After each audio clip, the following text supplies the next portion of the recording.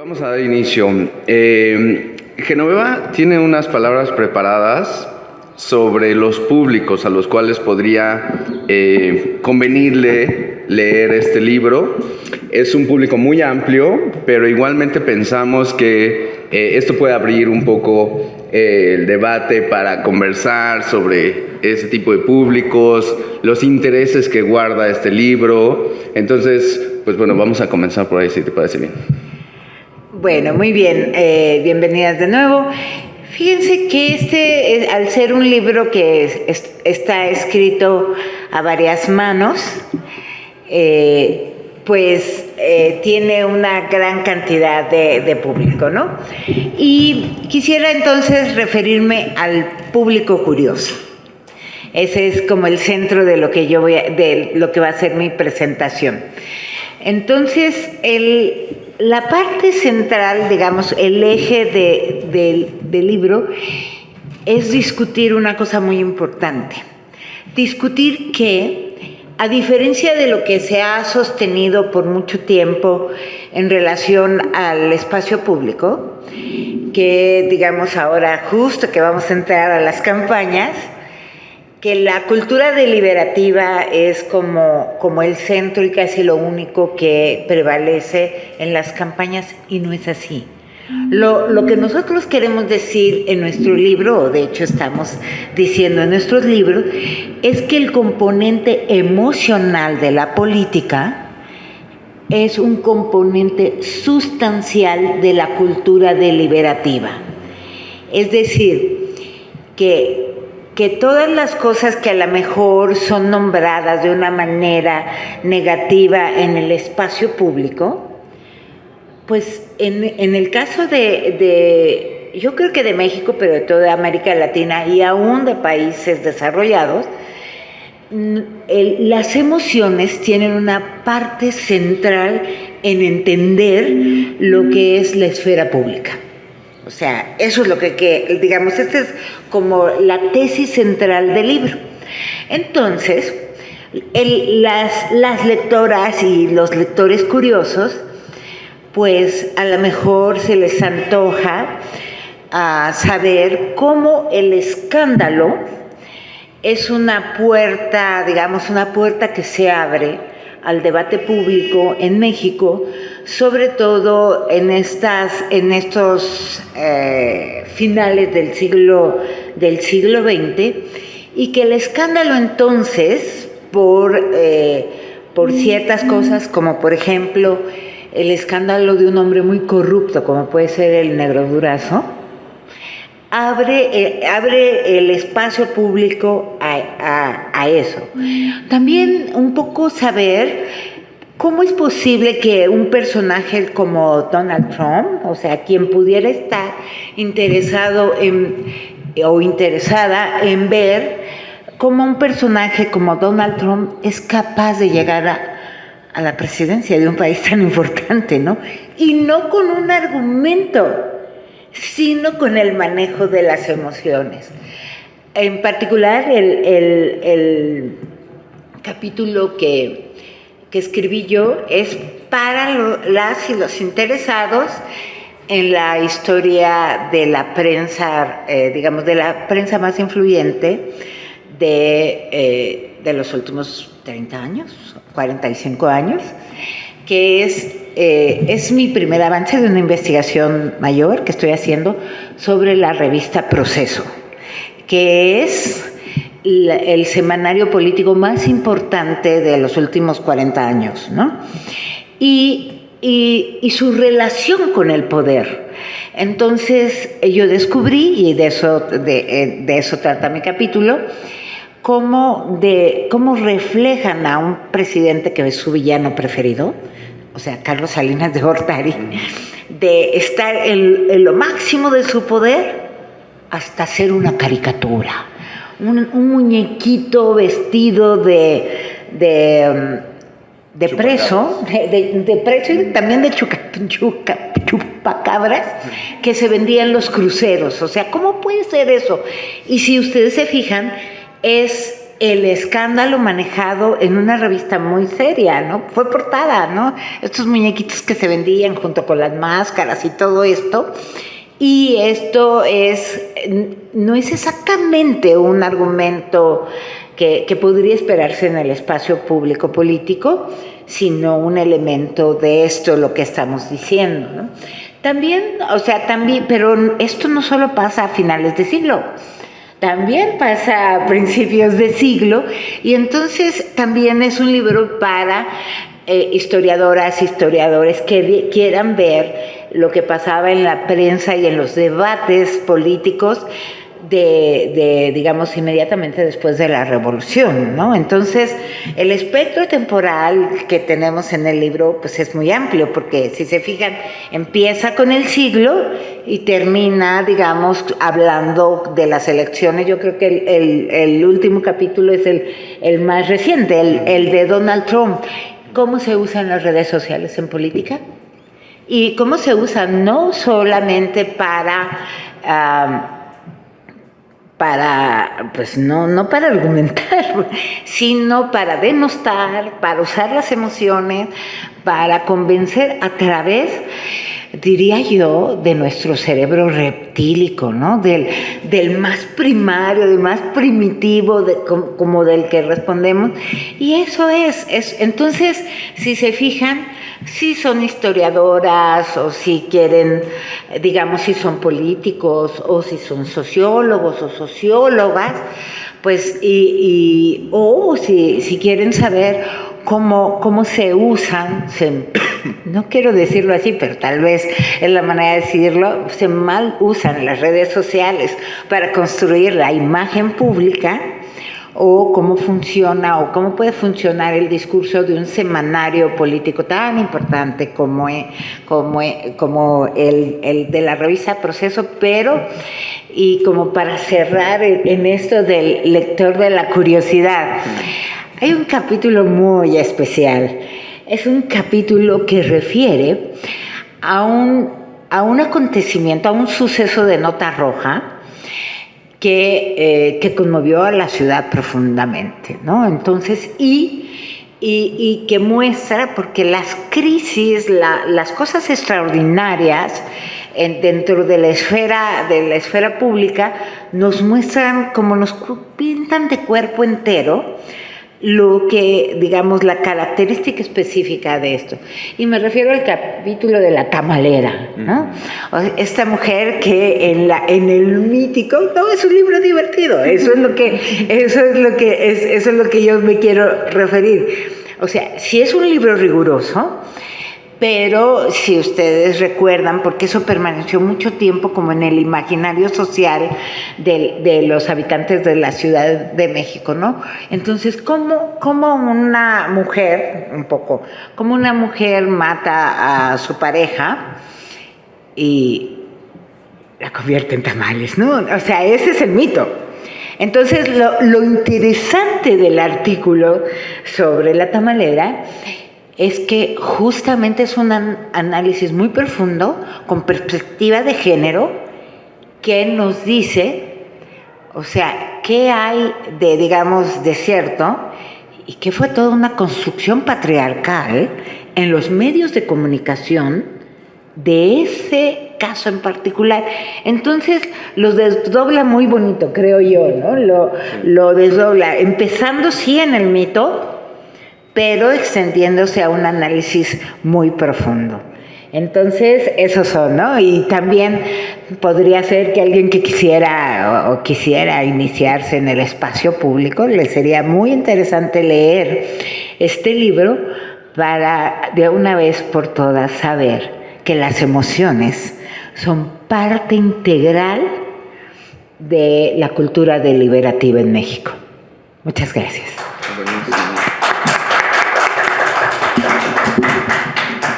Buenísimo, como siempre, Genoveva, muy llamativo. Y bueno, nosotros lo que queríamos un poco era que este libro llamara a muchos públicos, porque está enfocado en el análisis de los públicos, de los medios de comunicación. Este libro nació de un seminario en el Instituto Mora, al cual agradecemos, por cierto, muy importantemente que hayan organizado esta presentación y que nos hayan acompañado en la coedición. Es un seminario que dirige la doctora Ana María Serna en el Instituto Mora y que se dedica precisamente a eso, al análisis de la esfera pública, la cultura, en fin. La doctora Serna, además de ser la editora general de estos trabajos y la, coordinadora general del seminario, nos propuso escribir capítulos que analizaran algún aspecto de la esfera pública, ¿no? Como ya los ha mencionado muy bien Genoveva, hubo distintas temporalidades. Les voy a decir, los capítulos más antiguos empiezan en 1920, pero llegan hasta más o menos 100 años después, 2020, por ahí de la presidencia de Trump, ¿no? Entonces, este siglo marca una serie de cambios muy importantes en la esfera pública. Piensen ustedes nada más cuántos periódicos se imprimían a inicios del siglo XX y cuántos se imprimen hoy a inicios del siglo XXI. Probablemente sea la misma cantidad, pero no por las mismas razones, ¿no? O sea, probablemente se imprimían muy poquitos en 1920 y hoy se imprimen muy poquitos. ¿Pero por qué? Porque ahora se imprimen, digámoslo, digitalmente o se envían a partir de páginas web, ¿no? Pero esto cómo ha cambiado a nivel de los propios lectores. A inicios de 1920, muy difícilmente alguien podía... Adelante, Alicia. A inicios del siglo XX, muy pocas personas podían, digamos, ponerse en contacto con los autores de las notas periodísticas, muy pocos podían entablar un debate con esos articulistas o editorialistas. Hoy en día eso es común para cualquier lector, ¿no? O sea, cualquier persona puede hoy escribirle al director del periódico, escribirle al articulista, yo opino esto, o usted publicó esto en su artículo, pero yo tengo otros datos, o yo tengo otras opiniones, en fin, ¿no? ¿Qué efectos tiene esto sobre el debate público? ¿Qué efectos tiene para la construcción de las opiniones de las personas? Nosotros creemos, dentro del seminario, que la capacidad para establecer abiertamente debates basados en el raciocinio es una fase o es una parte fundamental de la democracia. Si no podemos tener debates abiertos, libres, públicos, basados en la razón, entonces no tenemos una democracia del todo funcional, ¿no? Pero uno podría llegar a pensar, y esa fue una parte que tuvimos ahí como en el debate, uno puede llegar a pensar que la razón está peleada con las emociones, o que la razón es totalmente cuadrada, fría, calculadora o lo que sea, y eso estaría fuera del ámbito de las razones, de las emociones, perdón. Por un lado sería lo objetivo, entre comillas, la razón, y por el otro lo subjetivo, entre comillas, igualmente, las emociones. Lo que nosotros ponemos en tela de juicio es eso, que no hay tal división, sino que la razón está muy cargada de emociones, de tomas de posición para argumentar desde un punto o desde otro, pero está bien reconocerlo. Está bien aceptar que esas emociones están implícitas en el debate público y operan de maneras muy sutiles y constantemente, ¿no? Esa es la parte que enriquece nuestro debate. Ahora bien, a mí me encantaría escuchar las palabras de la doctora Alicia, que nos acompaña, nos hace el favor de acompañarnos por acá, porque además ella presentó un texto muy, muy bien preparado y muy, muy interesante, que nos va a dar una visión muy, muy amplia sobre esto. Hola, de verdad, una disculpa, esta ciudad a veces y sus cuestiones técnicas de los metros. No sé si ustedes ya hicieron como un breve resumen de los capítulos. No. Estábamos esperando. Ah, perfecto. Bueno, pues la verdad muy emocionada, estaba yo muy triste por no llegar porque me emociona mucho estar en esta presentación porque en efecto, como ya bien lo dijeron, supongo que también Genoveva, este libro surge de un proyecto de mucho tiempo, de muchas discusiones muy, muy intensas, apasionadas, intelectuales, y entonces yo como que los he acompañado un poco en la distancia, entonces estoy muy contenta contenta de acompañarlos ahora en la presentación. Bueno, voy a decir algunas cuestiones generales del libro que me parecen muy novedosas y después breves resúmenes de los textos para que ustedes vean la riqueza de estos 9 capítulos y la introducción. Espérenme, esta hojita. Aquí está. Sí. Bueno, entre las novedades que yo encuentro es justamente lo que ya señalaban. No separar en la deliberación, no separar la cuestión emotiva y la cuestión racional. Ellas están intrínsecamente relacionadas y son 2 caras de una moneda, no se pueden disociar. Esa metáfora de la moneda se utiliza en el libro. También me parece una novedad que los trabajos están abordados desde la historia. Yo soy socióloga, entonces todo el abordaje que yo he tenido es más desde la sociología política, la sociología que evidentemente dialoga perfectamente con la historia, pero aquí son trabajos empíricos documentados desde la historia en el siglo XX, ¿no? A lo largo del siglo XX e incluso XXI, y entonces esto le da una particularidad al texto, porque además no es en un afán del deber ser, ¿no? Normativo, justamente. Es una deliberación, porque bueno, también hay esta discusión, si se trata de un carácter normativo, el de la esfera pública, nada más o no. Y entonces estos textos nos muestran, pues, la práctica. Ahora sí que los gritos, las discusiones muy sesudas, pero también, como dicen aquí, los gritos y los sombrerazos. También esto fue algo que en una segunda lectura me vino, porque hay en los textos, sin decirlo, un hilo conductor interesantísimo que en Hannah Arendt es clave y que a veces se nos olvida de la importancia en Hannah Arendt de esa perspectiva, que es los otros mirando. En el espacio público hay otros mirando, unos que son unos mirones y solo se quedan en mirones, y otros que por algún motivo de mirones pasan a vociferantes o que siempre fueron vociferantes, ¿no? Pero otros que de mirones, de vociferantes, pasan a actores que establecen hasta leyes. Entonces, ese paso está a lo largo del texto. O sea, varios de los capítulos lo tienen y me parece un hallazgo, bueno, no hallazgo, pero sí es algo que no se trabaja tanto cuando se trabaja el espacio público, la mirada. Y pues claro, Etienne Tassin dice de Hannah Arendt, dice, sí, nosotros no relevamos ese aspecto de Hannah Arendt, se nos olvida un lugar fundamental para que suceda lo público, lo político en Arendt, que es los otros que están allí. Y acá vemos audiencias. No sé cuánto tiempo me queda para ver qué tanto me quedo en los... Yo les sigo, bueno, ustedes me paran. Bueno, quiero tomar 2 citas de la introducción. En la página 18 y 19 dice: las prácticas discursivas que propician una carga emotiva tienen un valor social fundamental. Entonces también hay que tomarlas en cuenta.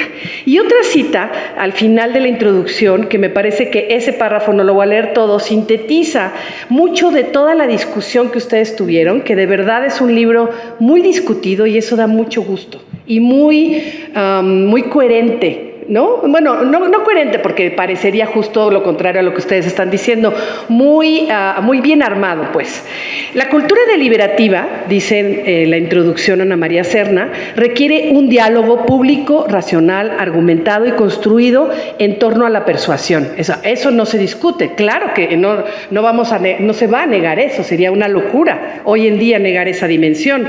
Sin embargo, no podemos olvidar las otras dimensiones, y más adelante desarrolla la idea, y más adelante dice: ambos elementos, razón y pasión, constituyen al ser humano, están unidos, son complementarios y no pueden escindirse uno del otro. El ejercicio para lograr algún nivel de comprensión de los fenómenos que moldean a la esfera pública puede potencializar el análisis si se asume que la emoción forma parte de los procesos deliberativos y de la vida alborotada, activa y vibrante de la polis. Ahorita en el metro, en 3 segundos ya se estaban ahí haciendo de palabras, creo que los conductores.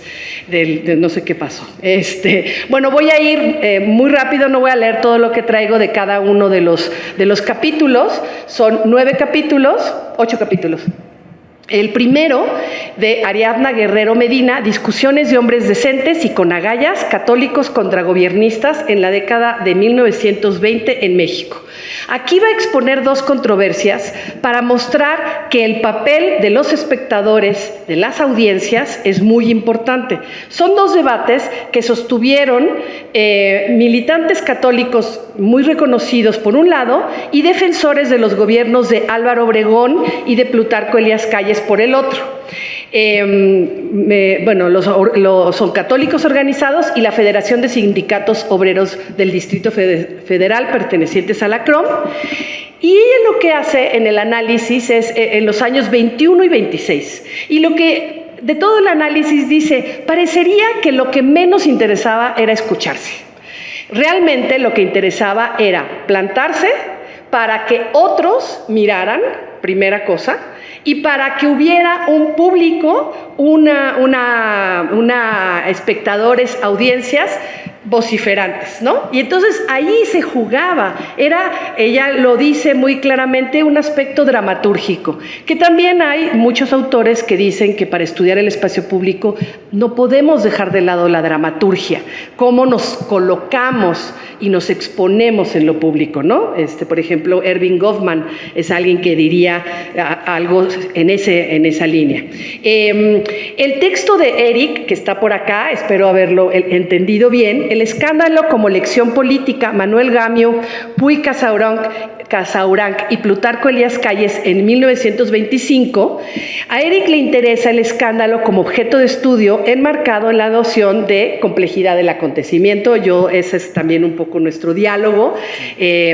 Analiza el diálogo, a veces en tensión, entre antropólogos y periodistas y cómo hay relaciones de desconfianza, pero también relaciones de dependencia entre estos grupos de actores.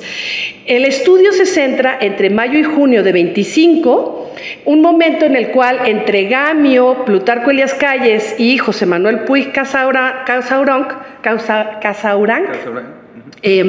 como presidente, Gamio como subsecretario de Educación Pública, Calles como presidente y Puig Casaurang como secretario de Educación Pública, se da un escándalo y el escándalo termina con la destitución de Gamio. En ese momento, leído, porque hace un análisis de prensa, de cartas, de diferentes fuentes desde la historia y la antropología, ¿no? Porque él también tiene esta beta antropológica, para tratar de ver, en ese momento se lee como algo de justicia. Años después, eso mismo sucedido en ese momento ya no se lee como algo de justicia, se lee como un ajuste de cuentas o como una manera en la que Gamio denunció actos de posible corrupción del secretario de Educación Pública y pues rápidamente nos suena un poquito, ¿verdad? A lo largo de nuestra historia. Y entonces aquí la idea la idea interesantísima de escándalo, que es otro elemento, ya no lo dije, que me parece muy relevante del texto. Hay varios textos que hablan de los escándalos y entonces justo como un escándalo vehicula muchas emociones, vehicula muchos saberes, ¿no? Vehicula muchas denuncias. Y entonces la definición que usa Eric es de Max Gluckman. Un escándalo es un proceso culturalmente determinado que va a pretender mantener la unidad, la moral y los valores de los grupos sociales. O sea, se hace el escándalo justo para decir, ahí está el culpable y ustedes tienen que guardar ese orden. Entonces, en ese escándalo lo que él dice es que se quería mandar un mensaje directo o indirecto, una lección política a otros actores del medio político mexicano de esos años. Recordemos los años 1925, a Calles, ¿no? Calles llegando al poder, y entonces es así como, esténse quietos, ¿no? Se me calman, se me andan calmando todos porque acá ellos tenían un proyecto muy hecho, un proyecto político que buscaban impulsar, ¿no? Entonces, bueno, voy apenas en el tercero, voy a ir un poco rápido. El poder de la injuria, de la coordinadora, Ana María Serna, que esperemos que después pueda ver estas palabras, ¿no? Ella va a analizar el papel del insulto en la prensa y cómo, en el caso de los movimientos sociales, en particular en relación con Zapata y con el movimiento estudiantil del 68, o sea, hay dos tiempos, hubo una orquestación de insultos, pero insultos que parecerían en ese caso ser antecedentes para asesinato y muerte. Una especie, me parece, como de preparación del terreno, ¿no? También ve, o sea, es un largo texto donde va pasando por varias cuestiones, también ve las leyes que han tratado de regular esto en la prensa. Y ya en la parte más analítica, ella dice, bueno, parecería que hay una ambigüedad en el insulto. Se usa, y además es hasta bienvenido, de alguna manera, son mis palabras estas, pero tiene esta ambigüedad de abre y cierra, ¿no? ¿Qué abre y cierra? Abre y cierra justamente porque yo lo utilicé, esta idea de la apertura y el cierre, porque lo que hace es cómo las dimensiones emotivas abren debates públicos, pero también abren debates públicos, abren sensaciones, abren una mirada como más compenetrada, pero también censuran y limitan. O sea, tienen esa doble, y me parece súper interesante esa aproximación. El cuarto texto de Álvaro Vázquez Mantecón, La intimidad beligerante, las fiestas escenificadas en el cine y la literatura de los años 60 y 70 en México, nos ofrece un retrato de las fiestas que protagonizaron en los largos años 60, ahí cita a un intelectual mexicano, sí creo que es mexicano, intelectuales, escritores, artistas, actores, pintores, cineastas, escenifican la fiesta. ¿Y para qué? ¿Para qué? También le queda la duda si el para qué estaba tan claro o son las consecuencias del mostrarse. Parece una especie de desfogue y crítica a los límites de la época. Sin embargo, nos señala Álvaro, al mostrar, o sea, eran estos formatos, esto que es una fiesta, pero al hacerse en formatos públicos, cine, literatura, lo que sucede es que se convierte en un fenómeno que sale y se coloca a la vista de otros. Entonces, esas fiestas que además hay unas fotos increíbles en el libro, por cierto, en varios de los textos hay material gráfico muy interesante, muy, muy relevante, también en el de Genoveva. Lo que ahí sucede es que se vuelve público, ¿no?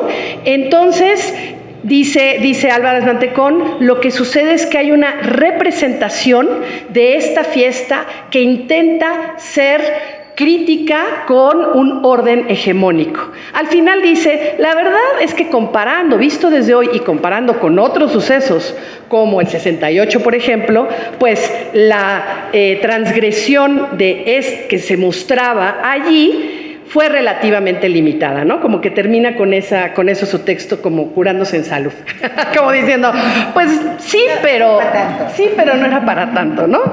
Pero claro que tuvo impactos muy importantes. Bueno, el texto de Denis Elión y Carla Zurita, Trinidad y sus faenas, el escándalo tras el silencio, aborda noticias de 1971 de la Nota Roja y cómo justamente en ese momento la cuestión era una persona que vendía tamales y que descuartizó a su esposo, no sé si se acuerdan del caso, descuartizó a su esposo y la cabeza la hirvió en la tamalera. Entonces, todas las notas, el análisis que hacen, bueno, no, el análisis es otra cosa. Lo que sucedió allí fue un escándalo de los miedos de comer carne humana sin siquiera saberlo en la Ciudad de México, ¿no? En esta época, en los 70s, o sea, junto con todo un discurso. Y entonces, ellas dicen, pero lo que parecería quererse ahí no era ese miedo, eso fue lo que se produjo. Lo que se quería con las notas era, ellas dicen, parecería ser, el análisis que ellas hacen muestra, la rapidez y eficacia de la policía capitalina y de los servicios secretos capitalinos. Y que las notas, ese era el objetivo que tenían, un objetivo político muy claro, muy cerca, recordemos, del halconazo del 10 de junio. Entonces es interesante que es lo que se busca y lo que se consigue, cosas totalmente distintas ellas, ¿no? Es muy, muy interesante este texto, porque justamente cómo se movieron emociones profundas, la antropofagia que surgió al relacionar la muerte con la alimentación. Bueno, me voy a saltar un poquito esto. El de Vanessa Freire, el escándalo, Freire, el escándalo del negro Durazo, sensacionalismos en la esfera pública, analiza el libro que es el resumen de toda la obra de Durazo, no hecho por Durazo, y cómo tuvo un impacto impresionante. Muchos de los hechos que ahí se narran ya habían sido conocidos, pero no habían impactado como cuando se publica. También analiza cómics, historietas, y justamente historietas llenas de estereotipos que no escandalizaron en ese momento. Se señalan rasgos racistas, clasistas, y nadie dice nada al respecto, ¿no? Entonces, justamente es un poquito lo que ella también analiza, cómo a través del tiempo, esto también, ¿no? Textos que leídos desde hoy también tienen esta mirada desde el presente de como una sorpresa, decir, ¿cómo? Con Durazo, nada. También en el caso de La Tamalera, no se dijo nada de que ahí el señor había quizá tenido abuso sexual de una de sus hijas y maltrato, eso sí se sabía plenamente, maltrato de la mujer y de los hijos, ¿no? De eso pasa, y eso es muy interesante pasar un contraste, ¿no? Entonces, bueno, esta es lo que dicen, cómo funcionó como una válvula de escape para canalizar el odio popular hacia la policía, hacia Durazo. Eso fue. Entonces, ¿qué es lo que se analizan? Los efectos de los productos culturales, ¿no? Eso es lo que aquí estamos también analizando. Ya voy a terminar. Carlos, la crítica y el escarnio, Carlos Salinas, desde la revista Proceso, de mi colega aquí sentada junto a mi derecha, Genoveva Flores Quintero, justamente cómo el semanario Proceso dibujó la caída de Carlos Salinas de Gortari. Genoveva deja muy claro que no era un trabajo solo de los que publicaban la nota, sino que había un trabajo colectivo, desde Scherer hasta todo el equipo de Proceso, que tenía el interés particular de cuestionar, criticar y burlarse del presidente. Además, las caricaturas de Fren y de Naranjo, que hay algunas, yo las quería mostrar, pero creo que al ratito pueden revisar el libro y comprarlo, y entonces ya verán las caricaturas que rescata, y que justamente con esto se inaugura una ruptura, no se tocaba la figura presidencial. A partir de ese momento empieza a tocarse la figura, todavía nos faltan 10 minutos, ¿no? La figura presidencial. Entonces, justo esto es el análisis, ¿no? Había en ese momento un gran enojo e ira. Muy bien, esa, ¿no? Esa. Contra Salinas, analiza esta fotografía, esta caricatura, esa es una portada, ¿no? Bueno, tú podrás decir más de esto. Lo que provoca, o sea, había enojo e ira, recordemos esos momentos, los que estábamos ya en ese momento discutiendo estas cuestiones, porque veo mucha juventud acá. Lo que provocó un mayor escarnio y una recepción favorable al abordaje sobre Salinas realizado por Proceso. El último capítulo, absolutamente pertinente en estos momentos, se titula Insultos y escándalos, armas de destrucción masiva para políticos en las redes sociales, de Juan Francisco Serrano.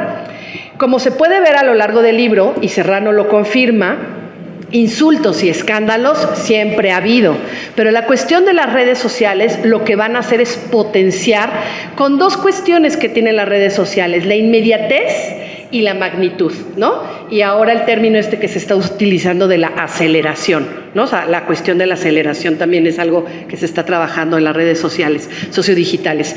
En el capítulo podemos leer un interesante análisis de cómo las redes sociales son usadas en la comunicación política, como la tecnología en sí misma no es culpable, ¿no? Sino los usos que se hacen de ella.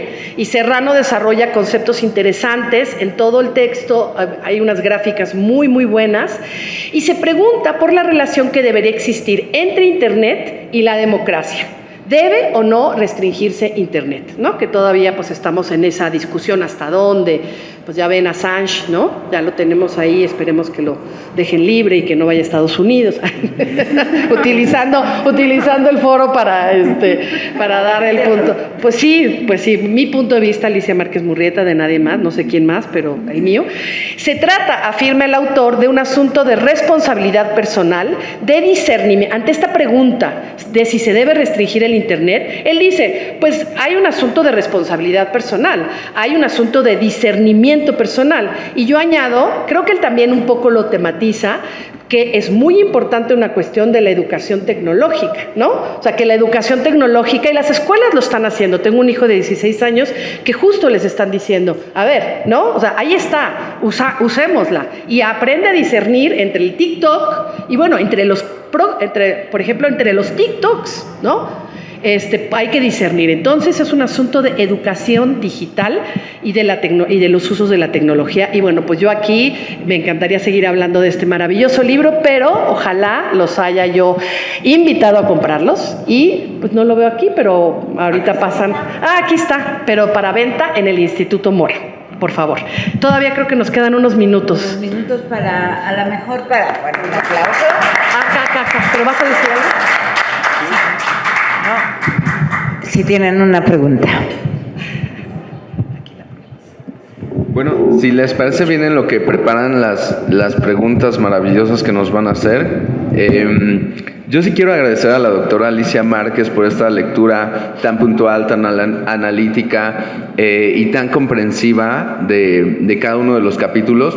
Normalmente cuando uno está escribiendo, ya sea un ensayo, un capítulo, un artículo científico, uno tiene que darle muchísimas vueltas y repensar. Entonces cuando ya por fin lo ves en papel dices, ay, bueno, qué bueno. Pero además cuando alguien lo lee con este nivel de análisis, con este nivel de seriedad y de profundidad, uno dice, ay, bueno, por lo menos no me quedó tan feíto, ¿no? Entonces, muchas gracias. Sí lo logramos. Sí. Una pregunta por ahí, ¿verdad? Un comentario y una pregunta. El comentario que me surge es que la línea se hace cada vez más delgada entre manipulación y persuasión, ¿no? Porque los fines de ambas posturas, la manipulación es conseguir un objetivo sin pensar en el otro, solamente pensar en ti mismo. Y la persuasión busca un beneficio mutuo. Pero la verdad es que con la llegada de las redes, que me encantó la definición de sociodigitales, creo que es más preciso aún. Esa línea se vuelve infinitamente más delgada. Entonces creo que con este libro y con lo que nos acaban de decir, manipulación y persuasión se hacen cada vez más invisibles. Creo que eso es algo que tenemos que pensar con mucho detenimiento, los otros. ¿Y quiénes somos también los otros? Todos los que absorbemos toda esa información y toda esa comunicación. Creo que eso es algo sumamente importante. Y una pregunta, no sé qué tan ambiciosa sea, recordando la historia reciente de los medios de comunicación de Estados Unidos, al menos de los últimos 30 años, pareciera que el escándalo sexual es un elemento que derriba carreras políticas, por encima incluso de invasiones militares a otros países. Eso se puede pasar por alto, pero cuando hablamos de escándalos sexuales, todo se derriba, y creo que el más claro ejemplo de los últimos 20-25 años es Bill Clinton. Entonces, mi pregunta, que creo que es ambiciosa, mientras en Estados Unidos pareciera ser que el escándalo sexual es una constante, en el caso de México, ¿es posible identificar una constante así? ¿Algo equitativo? No. Yo creo que no. En México, digamos, Estados Unidos es un país conservador y tiene mucho esta noción del deber ser y pues es protestante o muy católico. Y en México, digamos, el imaginario social, a pesar de ser muy católico, no incluye la sanción social hacia la infidelidad. Pienso que acá más bien sería lo contrario, ¿no? O sea, se perdona y bueno, así, palomita, ¿no? Bien hecho, chico, ¿no? O sea, es un poco así. No, sí hay escándalos, saldría del contenido de este libro, pero por ejemplo, el supuesto descuido de Peña Nieto cuando su esposa está agonizando, pues no derribó ninguna cosa, ¿no? Sí, muy brevemente, me encanta esta línea de análisis, me parece muy, muy interesante.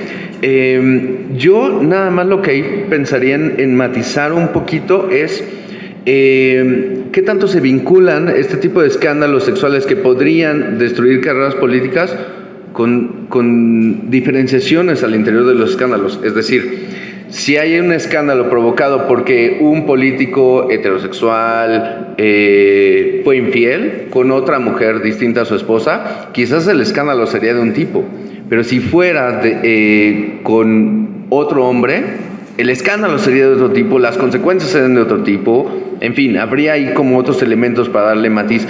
Y un último elemento, esta parte de cuál era la carrera previa del político. Si el político era, voy a ponerlo por ahí, Pancho Cachondo, pues el escándalo quizás no se vuelve tan grande. Pero si el político era un político muy afiliado a una imagen de ser como más moralmente recto, entonces el escándalo tomaría de otra forma. Pero es una línea de investigación muy, muy interesante. Pues nos quedan 5 minutos. No sé si ustedes quieran por ahí una pregunta. Bueno, 4. ¿No? ¿Ninguna? ¿Alabanzas tampoco? ¿No? Ok. Sí. Ok. Yo creo que estos temas ayudan a entender el valor que tiene la investigación seria, fundamentada y publicada para dar a conocer resultados de investigación. Yo soy maestra de investigación, entonces doy la materia de investigación y me encanta oír, o sea, esta parte de un análisis que hacen riguroso, ¿verdad?, de distintos momentos que nos dan cuenta de parte de la historia de nuestro país a través de los ojos de abrirnos los ojos o recordarnos cómo sucedieron cosas y que nos ayuda a entender también el presente y lo que viene todavía de aquí en adelante con campañas políticas, con las presidencias en América Latina, o sea, cómo han surgido, cómo despiertan también una serie de elementos que tienen que ver con las emociones y con la cuestión pública, ¿no? Entonces, nada más felicitarlos y qué buena lección nos han dado para quienes estamos tratando las emociones desde la educación, porque en esta otra parte a nosotros estar incorporando ya una reflexión sistemática de las emociones en los procesos de enseñanza-aprendizaje también nos da luz para seguir profundizando en toda esta parte, porque también la pasión del docente, la pasión de los estudiantes por el conocimiento, por saber, por entender la realidad es básica. Muchas gracias. Muchísimas gracias a todas y a todos. Gracias, Alicia, que llegaste. Una sola idea. Y justo yo me salté esa partecita, pero en el texto se utiliza este texto de Damaso, no recuerdo su nombre. Antonio Damaso. Alfonso Damaso. Alfonso Damaso, ¿no? En donde justo todos estos estudios nuevos también desde las neurociencias que hablan de que no podemos al final, bueno, cuando surge la idea de la ilustración y Kant, ¿no?, el principio de publicidad, pues estábamos en otro momento, también para darle su crédito a esa distinción entre razón y pasión, ¿no? En donde justamente la cuestión era separarse de lo religioso, ¿no? También. Entonces, ¿cómo ahora hay un regreso a volver a preguntarnos por la relación estrecha entre emoción y razón? Y neurológicamente conectada, ¿no? Entonces, y en el libro hay esta reflexión que me parece muy atinada, porque de pronto hay que traer, también hay que atrevernos, porque es atrevernos a utilizar autores que están en otras esferas y dialogar con ellos. Y hablando de dialogar, este es un libro, ya hago la propaganda del Mora, ¿no? Que une sociología e historia, porque aunque básicamente son trabajos desde la historia, o sea, lo podemos dar en un curso de sociología tratando de decir, a ver, cómo, por ejemplo, el caso de del texto de la tamalera, que además es un texto impecable, para nada bueno, voy como denostando la nota roja, ¿no? Pero justo analizando toda esta literatura y sin embargo con un cuidado, ¿no? Con un cuidado, y uno dice, yo que trabajo cuestiones de género, qué increíble, 1971 no produjo absolutamente nada. La cuestión de que mató a su marido un poco pues de pronto se justificaba, bueno, tal vez no la manera, no, obviamente que no se justifica la muerte, no, espérense, no se justifica la muerte nunca, pero no se tematiza eso, es lo que quiero decir, ahí está el acento, es que eso no se tematiza, y hoy daríamos por sentado, a veces, en algunos círculos, que esa noticia inmediatamente sería leída como violencia de género. Tampoco es cierto hoy. También yo coincido contigo que habría que hacer un análisis hoy de lo que lo sexual produce, porque todavía tiene un peso, un valor, ¿no? Aun cuando no nos gustaría que lo tuviera, y es justamente eso, los análisis rigurosos de este libro nos muestran que no tenemos que ir a la investigación con debería ser así, no, pues sí, debería ser miles de cosas, hay que ver cómo es, y con una información rigurosa del cómo es, podemos establecer políticas del deber ser, ¿no? Porque si lo invertimos, no llegamos muy lejos. Esa es mi postura de investigación. Y bueno, pues excelente, pues muchas gracias.